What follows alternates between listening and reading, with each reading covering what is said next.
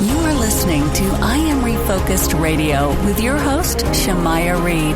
This show is designed to inspire you to live your purpose and regain your focus. And now, here's your host, Shamaya Reed.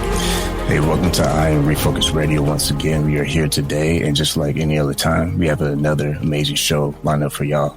Man, I just want to say happy Monday, because I know some of y'all have the happy Monday, some of y'all have the happy Monday blues, but hopefully by the end of this episode, you'll be inspired. We have a special guest joining us. He is a speaker, an author, and also a veteran. His name is Juan Espinoza. He has a website you can go to, juanespinoza.me. In today's topic, we'll be not just learning about his story, but also discussing turning pain into purpose. So without further ado, Juan, I just want to say thank you for your time, man. How are you doing today? Thank you for so much letting me be here. And it's a fantastic opportunity. I'm doing good, especially Monday.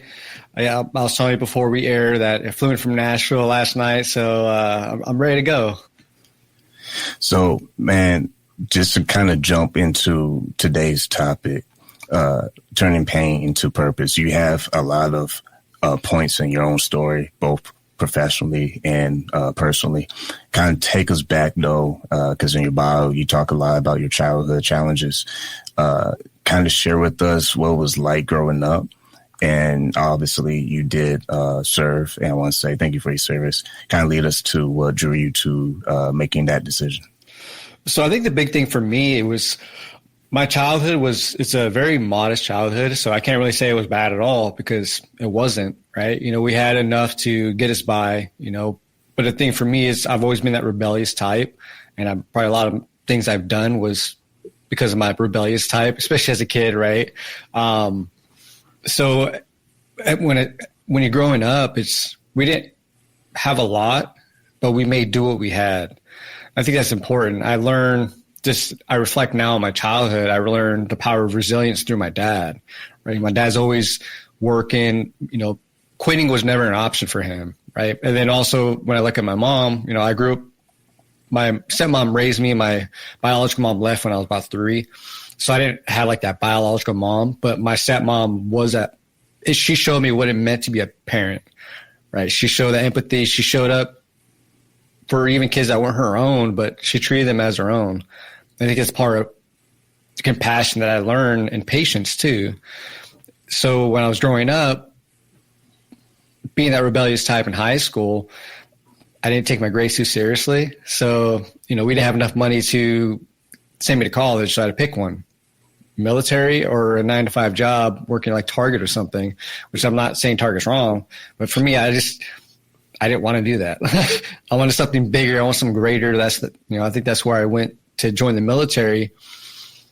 I was the first person in my family to join the military. So I got a lot of backlash from that, right? Especially 2009, 2010 era, Afghanistan, the war was really, really bad at the time. So they didn't want me to go because, he's going to die. And that was a very high probability.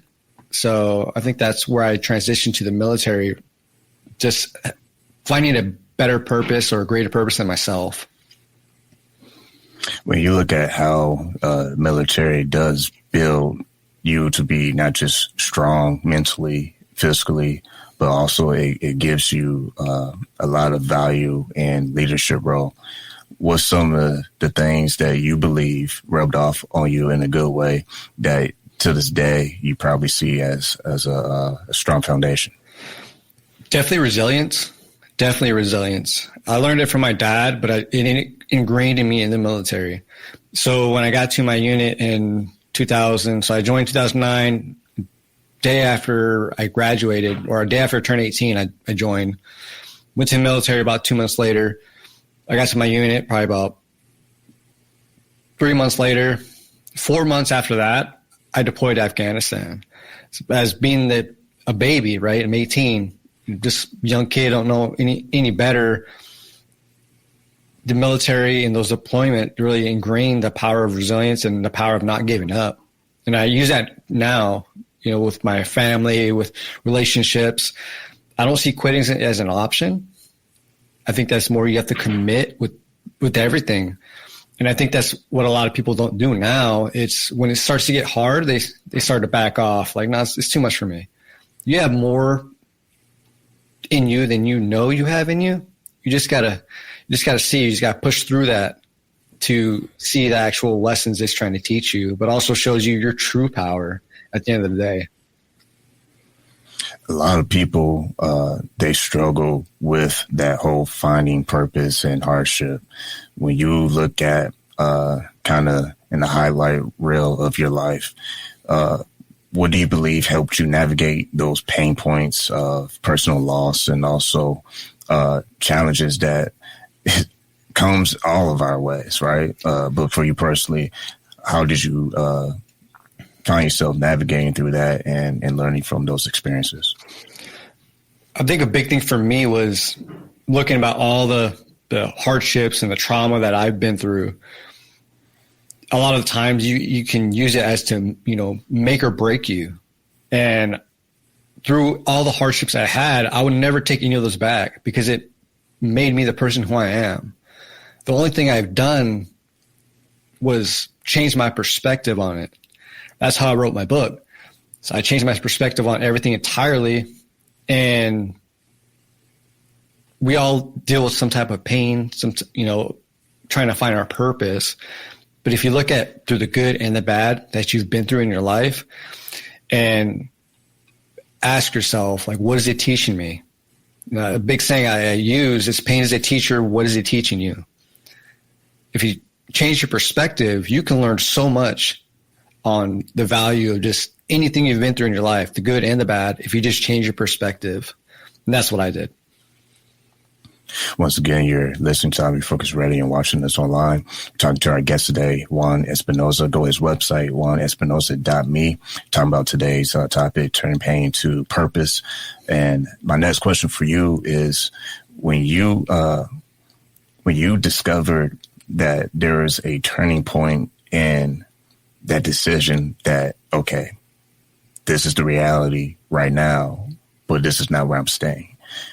What was that turning point for you? I'm sure there's probably many turning points, right? Because as we're growing in life, there's many challenges. But is there a particular one that you see sticks out clear for you that really helped you to launch into just being a better version of yourself? Well, it was definitely how I wrote my book. So for context, how I wrote my book, it's, as a military veteran and male, it's even just a very hardworking person. We always bury everything we have. Any hardship, we bury it. Eventually we think that if we bury it, it goes away. It doesn't exist, right? Either be relationships or family issues or work issues, it doesn't matter. Any type of pain, we bury those things. So last year around December timeframe, so a few months prior to what we're shooting now, I was working out, just trying to release it, right? I was in pain, like mentally, like I just wanted to go away. So I worked out, and at that point, it was raining. It was a very dark night outside where I'm at. And we have this like metal awning in my backyard. So when that rain hits that metal, it makes that tink tink noise, that raindrop noise. And just something just told me just walk out in the rain. So I walked out and I just fell to my knees and just screamed, "Tell me my purpose." At that point, I felt like life was just kicking me on the ground. I just couldn't get up. But in that moment, I felt like a fire I've never felt before. I stood up and I just like screamed at life. After everything I've been through, after everything I've lost, you can't break me. And then in the distance, lightning went off like way in the distance. It sounds majestic, but that's what happened. So I went inside, dried off. I grabbed the bottle of whiskey and I wrote my book in 2 days.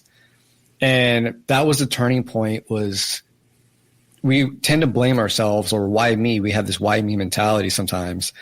And I just changed my perspective on everything. Let me look at it from a different perspective. Let me take myself out of the equation, look at everything as a whole. And from that, I learned so much. I felt like it was 100 therapy sessions in 2 days. I was bawling my eyes out, like insane. But when I did that, I took myself out of my own shoes. I learned so much from the pain that I was going through, it wasn't breaking me, it was making me. That's what shifted.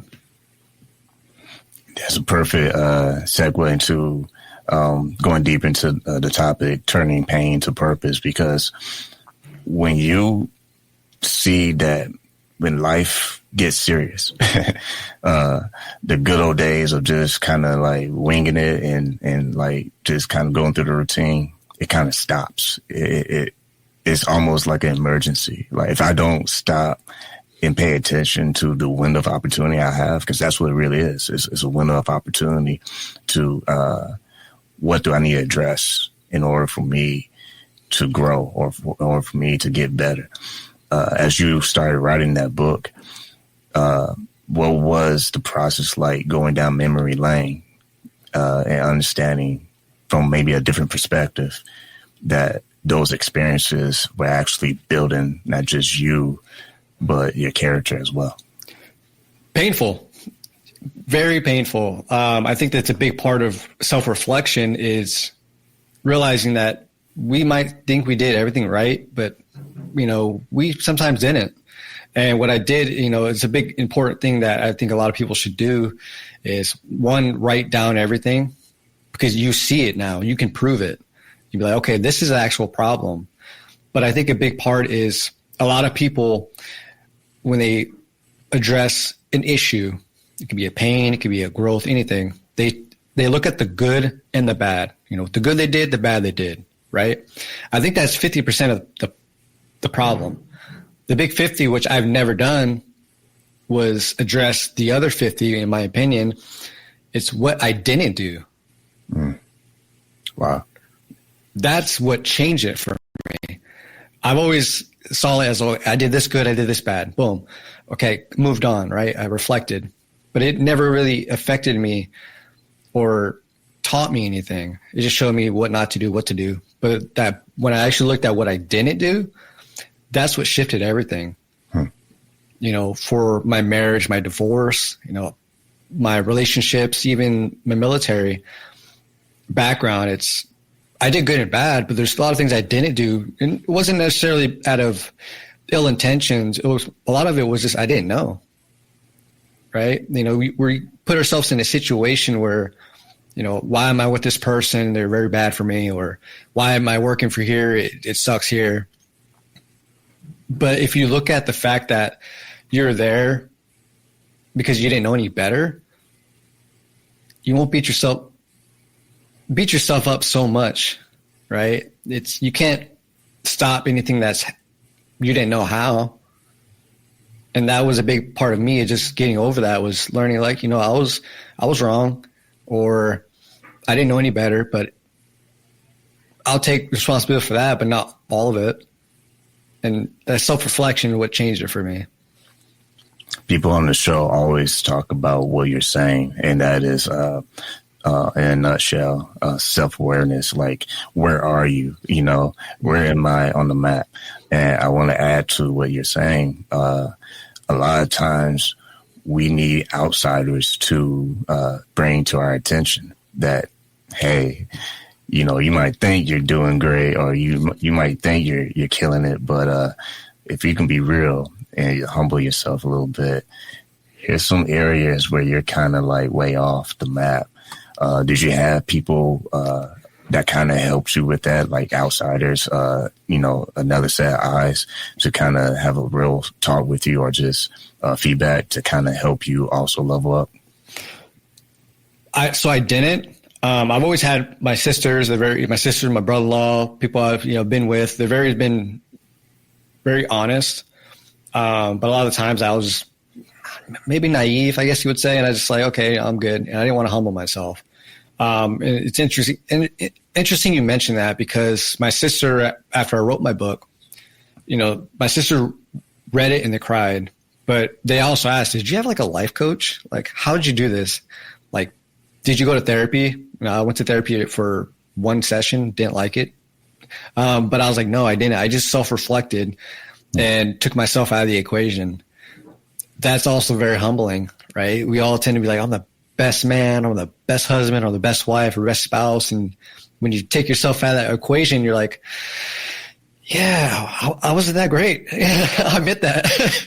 That's painful and it hurts, but the best truth is the honest truth, and you have to be honest with yourself. Once again, you're listening to Refocus Radio and watching us online, talking to our guest today, Juan Espinoza. Go to his website, juanespinoza.me, talking about today's topic, turning pain to purpose. I think that is crucial. That people understand that in order for you to actually grow, right, in order for you to start from level amateur to level master of whatever you're good at, it takes a lot of honesty. And if you try to fluff your way around, it's going to work for like a couple of days or a couple of weeks or a couple of months.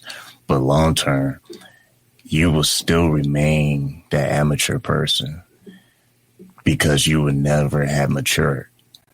And I think that is something that we don't always aim to strive to be, right? But it's a reality point if we're not careful of, like what you're saying, your story, self-reflection. Because if you think you know everything, that's a sign of weakness. Sometimes the best sign of strength is when you realize that you've fallen short, and now what's next? Exactly. I think the big thing is just think of it like a new relationship, right? It's always honeymoon phase in the beginning. That person you're with, they're telling you the best thing in the world, and you're like, I love this person. It's great. And eventually their true personality comes out, and they're like, well, this person wasn't really that great to begin with, right? And I think that's a big thing for what we all do is we want to be this amazing person, but sometimes in order to be that amazing person, you got to do amazing shit, so to speak, and that's being honest with yourself. Like, you can be better. How? Write it down and reflect on it. That's how you be better. You also are a speaker, motivational speaker, inspirational speaker. When you see how doors open up for you, right, as you are doing this book and releasing the book, what do you believe triggers those opportunities? Because a lot of times you hear people say the best performance on stage is met by the preparation work behind the scenes. For you, what do you believe has been able to open up these doors for you as you've been able to not just self-reflect, but show the world what you've learned? Authenticity, the raw authenticity. I think that's a big part of when I talk to people. For me, it's just I'm showing you my vulnerabilities. Like, I'm not perfect. This is what I've been through. Let's talk about yours. Yeah. And people resonate with that. People see that and they're like, oh, they gravitate towards that because you're being real. Like, yeah, we can, have an Instagram life or that Facebook life where it's like, oh, he's flying the jets going to Dubai, but they're not showing the hard work to get there. For me, I wrote the good and the bad, and people, they love that. People just want people that are real. Like, just be raw. Like, not every day is an easy day, but you're still pushing through it and you're still making it happen. That's what people like, and that's what people love. And that's how you grow and make an impact, is by doing that. Like, show the bad. A lot of people have an anchor or a North Star, if you will. For you, both personally and professionally, what has been your anchor? Some people find it in their faith. Some people find their family. Some people find it in a combination of things. For you, what's the main thing that you believe keeps you pressing forward? My daughter. Definitely my daughter. She's been through, a lot with me. She hasn't seen a lot. Even the fact that, I wrote a book and she hasn't read it. She's younger, in middle school. I don't think she's out of age to be aware of that. But she's always known I've been there. I've been very persistent. And she sees me sometimes when I'm working late.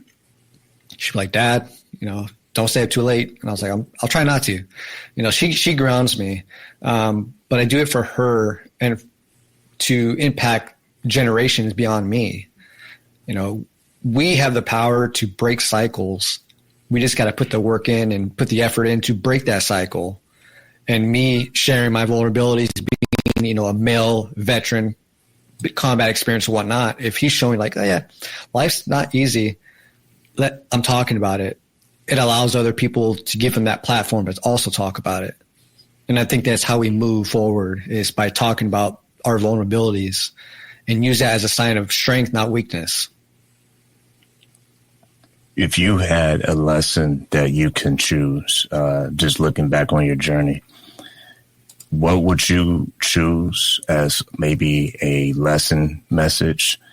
And if that was something you would give to audience out there, especially those who are veterans themselves? A lesson would be, it wasn't in the military, it was actually in my marriage/divorce. I'll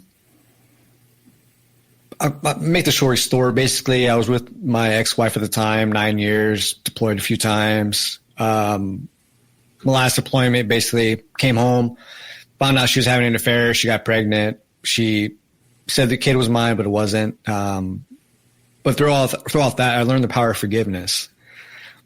That's very important, is we have to forgive ourselves for things that happen to us. Doesn't necessarily mean we have to let them off the hook, which I've always thought throughout growing up. It's, if I forgive somebody, I'm letting them off the hook and saying it's okay. No, it's not saying it's okay. It's saying that we're forgiving ourselves, not them. Forgiveness is for us. And for the veterans or anybody that's going through some trauma, you have to forgive yourself. Maybe you're in a bad spot, but don't be so hard on yourself. Life's all about growing and learning from that. So we're always too hard on ourselves, especially nowadays where we want to be the best looking person or make the most money or have all these things you want to have, and you put so much pressure on yourself. It's okay to fall short every once in a while. That's part of growing. So forgive yourself.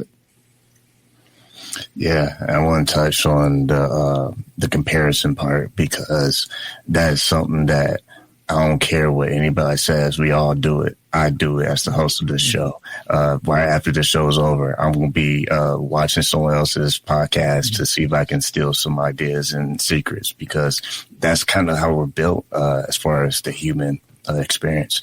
We want to strive for greatness and be the best that we can be, but a lot of times that can cloud our vision of what truly matters. Sometimes what truly matters is when we say, you know what? What's more important than what I'm chasing right now? Because maybe I'm neglecting that now. And if we're honest, it's like your whole story. We can say, okay, I can reflect on maybe some things I can do better versus the ultimate goal of what I think I deserve or what I think I want. Because sometimes you don't always hit the biggest goal you want, but sometimes the closed doors are the most blessed doors, because sometimes it prevents you from going the wrong direction. What do you think about that? Exactly. I think that's a very important thing, especially when it comes to just being present, right? If you got a family, you got a spouse, just be there, right? And I think that sometimes we overwork ourselves to chase that greatness, but sometimes the greatness is just right in front of your eyes. You just don't see it. That's all it is. We always want to be better, and I get it. I do the same thing. I watch motivational speakers, podcasts. How can I do this? And that's part of growing. But also at the same time, it's, my daughter wants to go get ice cream. I'll put that away. We're going to go get some ice cream. And I'll tell you a good story. So my daughter she's 11 now. So I've deployed about 5 years out of her life. I'll say probably actually more like 4. But I came back from deployment and she knew I was gone, and it was me and her. We went to go get ice cream. She's probably about 5. That is a story. She don't remember the deployment part. She remembers the time that me and Dad went to get ice cream and we sat in the park and just was laughing. That's what she remembers, being present. So I think that's important, that sometimes, like I said, it's being present is most important. It's always good to strive for greatness, but also don't neglect what you have. You have more than you see. You just got to open your eyes. Boom. I'm not touching that. That's awesome. That's what you just said was a full circle for the whole interview. So once again, for those who are listening on Refocus Radio and watching this online, talking to our guest, Juan Espinoza, go to his website, juanespinoza.me. And we're talking about topic turning pain into purpose. For those who want to connect with you, how can they stay in contact with all the latest updates you do? And where are your books available? So my Instagram is juanespinoza.me. My Facebook's juanespinoza.me. My LinkedIn is juanespinoza83 or 0830 for my LinkedIn. I'm very active on LinkedIn, Instagram, Facebook, not so much, but Instagram, you definitely can reach me. My book's on Amazon. It's only on Amazon right now. I think if you have Kindle Unlimited, it's free. If you don't, I think it's like $9.99 right now. But if you go to my website, boom, it's linked right there. Or you could go to my Instagram and I'll see it and we'll connect. Well, you've been listening to Refocus Radio and watching us online. Like always, I want to say to our guest, Juan, thank you for your time. Thanks so much for having me.